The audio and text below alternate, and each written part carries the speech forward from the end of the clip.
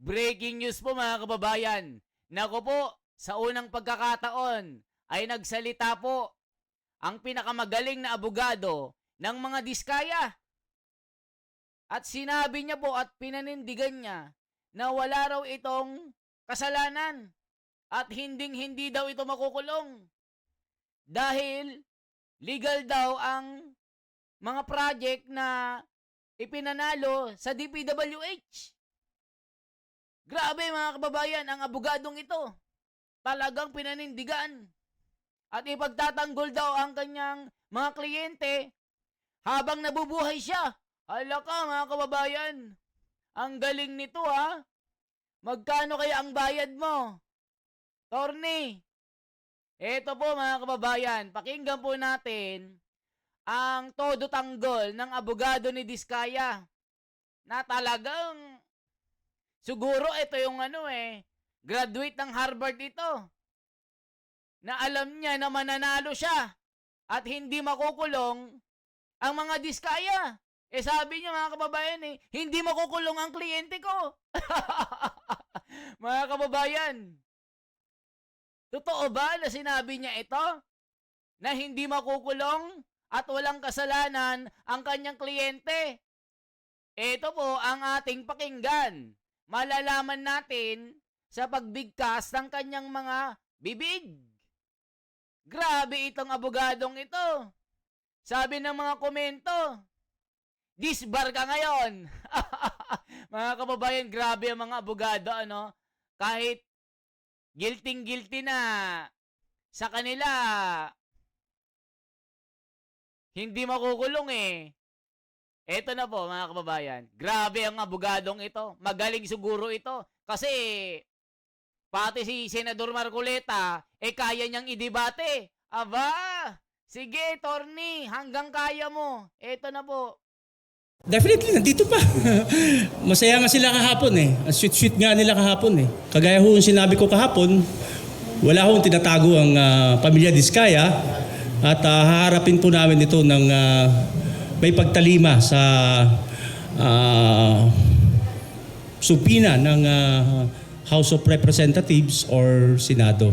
Makakaasa po kayo dyan, hindi ho yan tatakbo. Nasa Pilipinas pa rin ang mag-asawang Diskaya.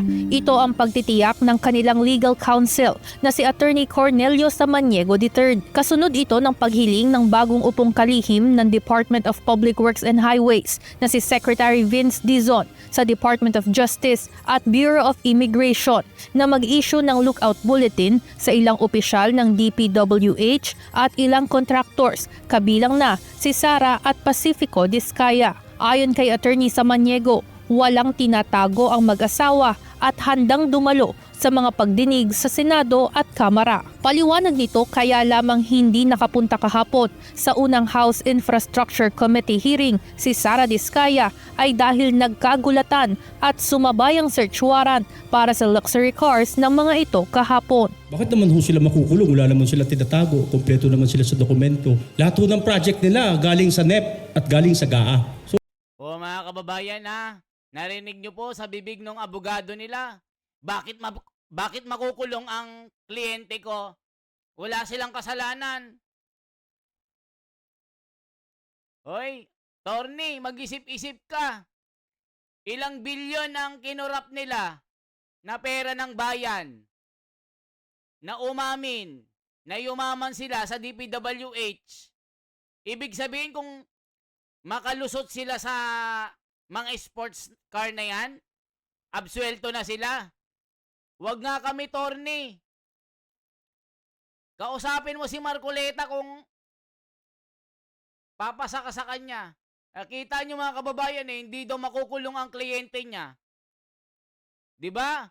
Nakakabwisit ano sinasabi ng mga komento? Ito po. Wala talagang forever kahit sa kayamanan. Doon na lang sila maging sweet sa selda. Ayan.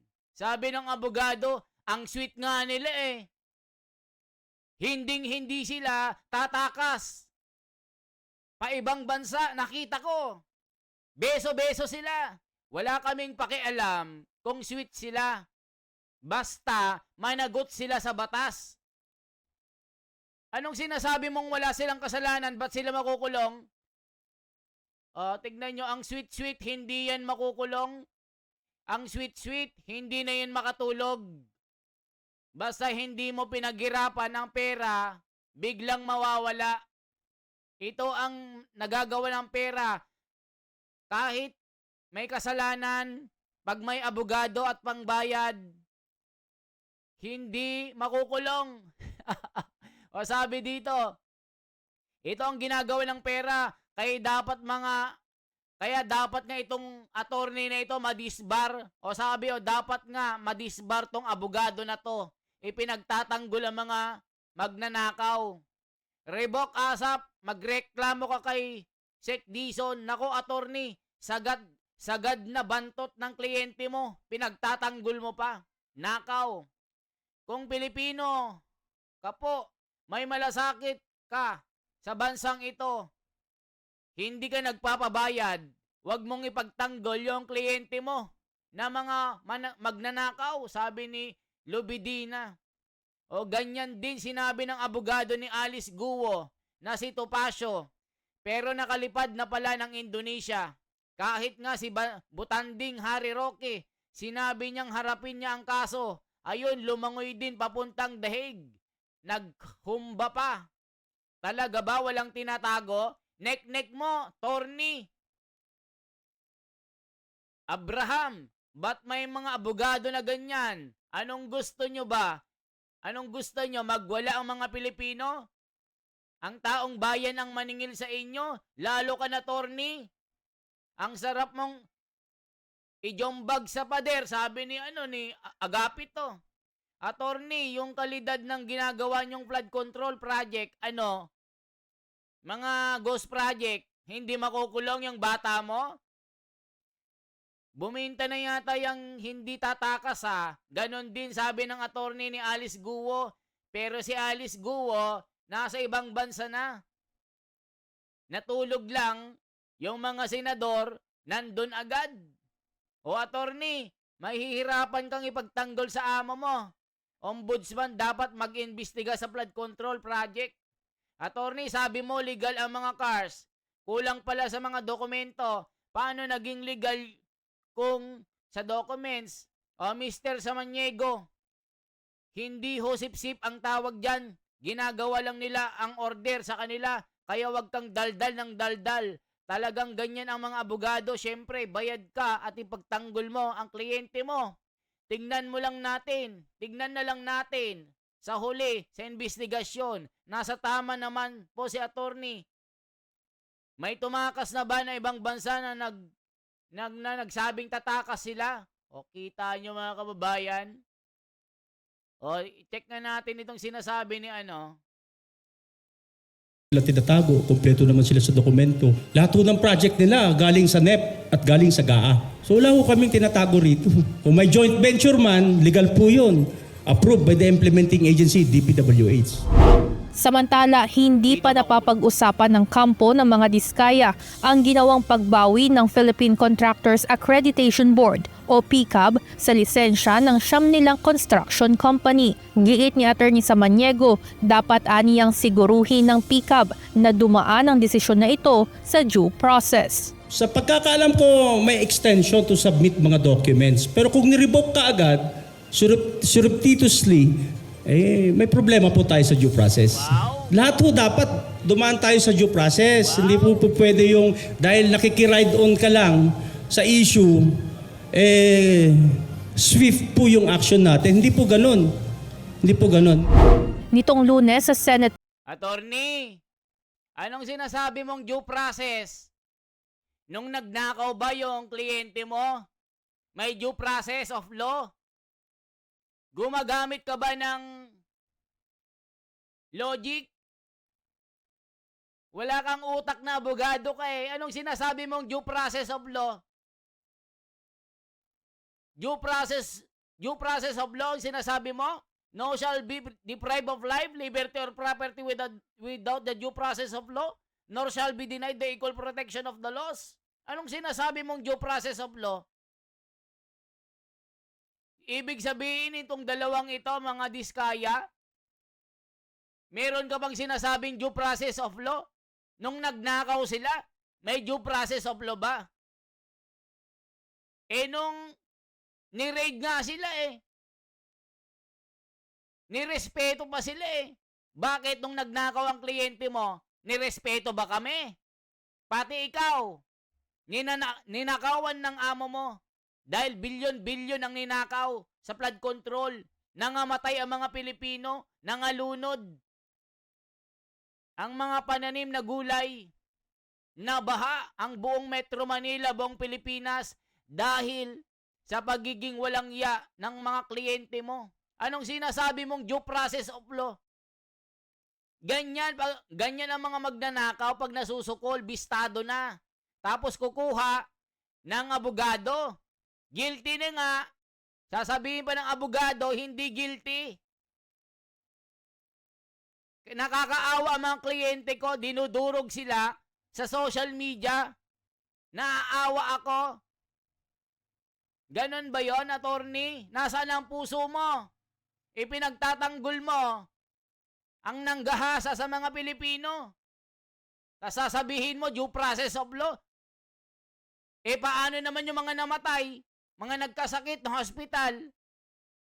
May due process ba yon? Nagpaalam ba ang mga yun na nagnakaw sila? Hoy, magnakaw kami. Babaha kayo dyan, kami babaha ng pera. Kita nyo mga kababayan, nag-iinit ulo ko dito sa attorney ito Blue Ribbon Hearing, inisyuhan ng Bureau of Internal Revenue o BIR ang mga flood control contractors ng Letter of Authority na nagbibigay ng pahintulot sa mga otoridad na tingnan ang kanilang tax record upang tiyaking nagbabayad sila ng buwis. Pero giit ng abogado na mag-asawang Diskaya, may tax clearance ang tatlong construction company mula sa BIR. May tax clearance po ng January 2025 ang St. Timothy, St. Gerard at Alpha and Omega. So ibig sabihin yan, pag meron kang tax clearance ng January 2025, yung previous years mo, bayad. Pagtitiyak ni Attorney Samaniego kung ano man ang mga aksyon ng iba't ibang ahensya ng gobyerno patungkol sa mga maanumalyang flood control projects na iniuugnay sa mag-asawang Diskaya, ay handa silang tumalima rito basta't idadaan sa tamang proseso. O kita nyo mga kababayan, pag bilyonaryo, pagka na ikukulong na at kukuha sila ng abogado, dumadaan sa proseso. Pero nung nagnakaw sila, yun lang. Tapos ngayon, magbabayad sila ng abogado na magagaling. Sasabihin ng abogado, oy, hindi makukulong ang kliyente ko. Huwag niyong pigain sa social media, nasasaktan kami. Ano yon? May puso pa kayo? May damdamin ba kayo na masaktan? Sasabihin mo, wala silang kasalanan? Legal ang pagpasok sa mga joint venture ng negosyo nila, Alpha, Omega at Siyam na kontraktor. Wala silang kasalanan. Legal lahat ng papeles. Dumaan sa mga public bidding ito. Wow, ang galing na abogado. Nasaan ang puso mo, attorney? Magkano binayad sa'yo? Sabi nung iba, sabi ni Michael, abusado, i-disbar ka na lang. Kasi, kung ako yung abogado, kukunin ako ng mga Diskaya. Kahit pa maging bilyonaryo ako, tapos yung buong Pilipinas, ninakawan ng taong ito, hindi ko ipagtatanggol yan. Kumuha ka ng ibang abogado mo na kaya mong bayaran. Pero pag ako ang abogado, ipapatalo ko yan. Milyon-milyon ang nasaktan nito. Buong Pilipinas, sinaktan ng mag-asawang ito, kasama ng mga kurakot, ng mga politiko, ng mga kontraktor na ito. Ang pamilya nila, nagpapakasasa sa kayamanan. Mga anak nila, tigi-isang kotse. Nag-aaral sa mga mararanyang school, international. Mga gamit, Hermes, Relos. May sariling sports car, 80 pa nga. Tinago pa nga sa tunnel di umano. Ngayon, due process of law ang pinag-uusapan at sinasabi mong illegal ang mga or legal, dumaan sa tamang proseso ang mga papeles ng negosyo nila. Tignan mo, yung siyam na pag-aari niya, kunwari, papasok sa joint venture. Kunwari, maglalaban-laban sila sa project na ito. Kunwari, natalo, nag-aaway-away sila para makuha yung proyekto. Yung pala, isa lang ang may-ari, mga diskaya lang. Sinong pinaglololoko nyo? Hindi kami pinanganak kahapon, Torni. Ginago nyo mga Pilipino. Ginahasa nyo. Ni-rape nyo mga Pilipino. Ginawa nyong patay gutom ang mga Pilipino. Naghihirap kaming magpaka-subsob sa trabaho. Si nanay, si tatay, nagtatanim ng palay. Maghapong nakaupo. Habang nagtatanim ng mga pananim na gulay. Mahirap kayong magtanim na nakayuko, mga kababayan. O, mga empleyado sa SM, Landmark, mga kung ano-ano pang mga contractual dyan, hindi nyo marego-regular. Hindi nyo mapataas ang mga sahod. Kaya pala, nagati-hati kayo, mga congressman, politiko, kontraktor, mga engineer, LGU, mga kontraktor na abusadong magnanakaw na ito, gaya ng mga diskayang ito. Forever po, panghabang buhay, na inyong pagdurusahan ang bagsik at tapang ng mga Pilipino, ang ganti ng api ng mga Pilipino. Nakakaloko po, mga kababayan. Kaya suportahan po natin si Senador Marcoleta dito. Grabe, na high blood ako dito sa abogadong ito. Anong sinasabi niyang walang kasalanan ng aking kliyente? Nasasaktan daw sila dahil po sa nagulpi sila ng social media. Masyado daw silang inapi. Masakit na daw ang kanilang damdamin. Huwag naman daw apihin ang kanilang kliyente. Mga tao din daw sila. Di wow, attorney. Parang ganun ang gusto niyang palabasin, kaawaan natin. Huwag daw basta-basta, padalos-dalos, na magbitiw ng mga masasamang salita. Kasi hindi na daw nakakaya ng stress ang mag-asawang ito. Ang lupit mo, Torni. Magkanong binayad sa'yo? Yan ang sinasabi ng mga comment, binabasa lang natin, mga kababayan. Ito po si Torni. Tignan po natin mga kababayan si Torni, ha. Ito po si Torni. Papasadahan lang natin. Definitely, nandito pa. Masaya nga sila kahapon eh. Sweet-sweet nga nila kahapon eh. Kagaya ho yung sinabi ko kahapon, wala hong tinatago ang pamilya Diskaya at haharapin po namin ito ng may pagtalima sa supina ng House of Representatives or Senado. Makakaasa po kayo dyan, hindi ho yan tatakbo. Nasa Pilipinas pa rin ang mag-asawang Diskaya.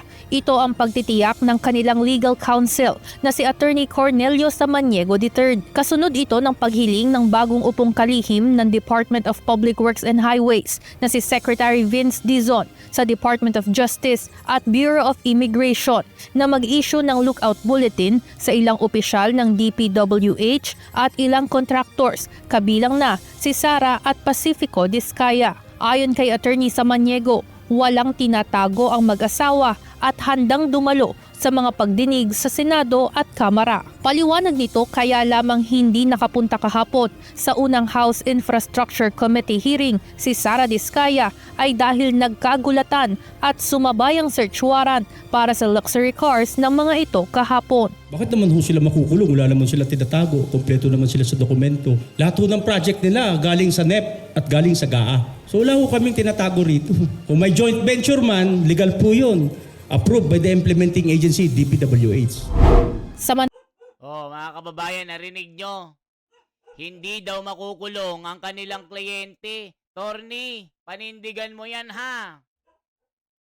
Panindigan mo na hindi makukulong yung kliyente mo. Magkano binayad sa'yo? O tignan natin mga comment, galit na galit. Magaling daw itong tourney na ito. O tignan natin mga ano. Tignan natin tourney, ang galing-galing mo ah. Saan ka graduate? O wala kaming pake kung sweet sila. Doon na lang sila maging sweet sa kulungan. Matutuwa pa mga Pilipino sa pinaggagawa nila na pagnanakaw sa kaban ng bayan. Sana i-freeze lahat ng asset nila. Tignan natin kung maging sweet pa. Ang sweet-sweet, hindi na yan makatulog dahil stress na yan. Sweet daw sila eh, kulit eh. Kailan ba next hearing? Salamat po. Paano naman yung mga nepo babies nila? Naku po, makukulong din daw, sabi ng isang abogado. We, hawak kamay? Hawak nyo utak ba nila? Dapat lang hindi sila makatakas. Dahil kung gayon man, guilty at may tinatago at malalaman kung anong totoo, explain lahat para sa taong bayan. Well, see attorney how it goes, Torny. Sweet daw. May pagkagunggong din itong attorney na ito. Attorney, magkano bayad sa'yo? Ilang bilyon? Baka yung isang sports car binigay na sa'yo, sabi ni Kumag. Wow! Nakukuha pang maging sweet ang iyong kliyente, attorney. Inuulan na sila ng kamalasan. Inalisan ng lisensya. Kumpanya ng kliyente mo, attorney. Baka di mo pa nakikita sa news ngayon. Pera ng taong bayan, binili nila dyan. Kaya managot kayo. Sila, sarap ng buhay. Kami naman, lubog sa baha. Hindi na kumakain. After 1 week, may Land Cruiser ka na, attorney. O yan na, attorney. Isama nyo ang LTO, BIR at custom. Kung paano nakalusot sa bansa at bakit nagagamit nila, hindi nahuhuli. Tignan natin, attorney, kung walang tinatago yan. Di nga, attorney, totoo, sweet sila. Ewan ko lang kung maging sweet sila pag nakulong na ito sa city jail. At magkita sila ni Napoles doon. Itong si Diskaya, Sara, at itong si Pacifico, mag-reunion sila ni Napoles at mga preso doon sa Muntinlupa. Ang mga lawyer talaga kahit kinakasinungalingan, gagawin lahat na itama dahil malaki binayad. Pinapaalala ko lang, wala na pong pinoproblema yung mga yan. Kahit 10 buhay pang umattend yan ng hearing, okay lang sa kanila. May panggastos siyang mga yan. Kung hindi nyo ikukulong at babawiin lahat ng ninakaw, walang saysay at i-freeze lahat ng assets sila.